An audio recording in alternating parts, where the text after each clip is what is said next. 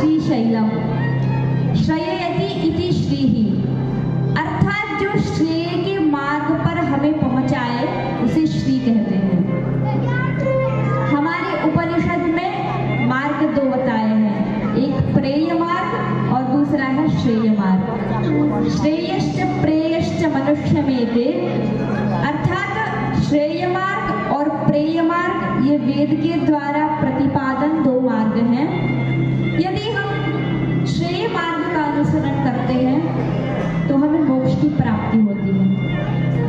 यदि हम प्रेय मार्ग का अनुसरण करते हैं तो ये क्रम मुक्ति होती है, अर्थात पहले हम सगुण उपासना करेंगे, उसके बाद जो हमारे अंतःकरण के कल्मश हैं उनका विनाश होगा, उसके बाद परमात्मा का निर्गुण स्वरूप होगा, निर्विकल्प समाधि होगी और उसके बाद परमात्मा प्राप्ति होगी। ये दो मार्ग हैं। तो कौन सा मार्ग इसमें कठिन है? तो कहा श्रेय मार्ग, परंतु इसका फल साक्षात होता है, अर्थात सीधा सीधा फल होता है।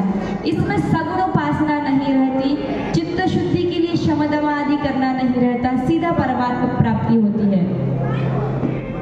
जब कार्तिकेय जी पर्वत पे गए तो क्रौंचगिरी और श्रीशैलम एक ही है।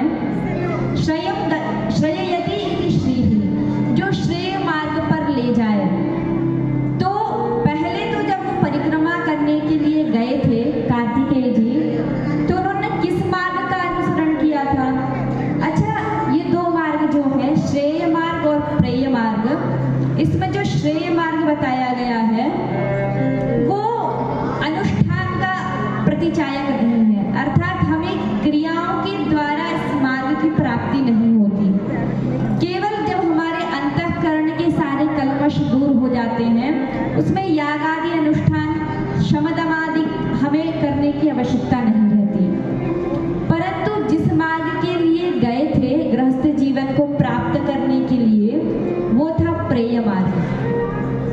और उपनिषद में अथवा पुराणों में, वेद में एक बात स्पष्ट है कि श्रेयश्च प्रेयश्च मनुष्यमेते दोषां प्रक्तौ विविनक्ति धीराः तयोश्च श्रेयः आददानस्य साधु, अर्थात श्रेय और प्रेय मार्ग में से जो श्रेय मार्ग का अनुसरण करता है वह साधु प्रवृत्ति का होता है, अर्थात वह अपने अंतःकरण के कल्मशों को दूर कर चुका होता है और परमात्मा के अत्यधिक सन्निकट होता है। तो कार्तिकेय जी क्या करने गए थे? वो तो प्रेय के लिए गए थे, अर्थात कर्म के पीछे दौड़ रहे थे, परंतु नारद जी ने बीच में मिलकर उनको क्या किया? अर्थात मार्ग परिवर्तन कर दिया। जिस श्रेय प्रेय मार्ग के लिए वो बढ़ रहे थे वहां से उनको विलग कर, अर्थात यहाँ पर अज्ञान का ही नाश किया है। भगवान शिव के पुत्र होने के बाद भी आप प्रेय के लिए जा रहे हैं, तो इससे बड़ी बुद्धिहीनता कौन सी है?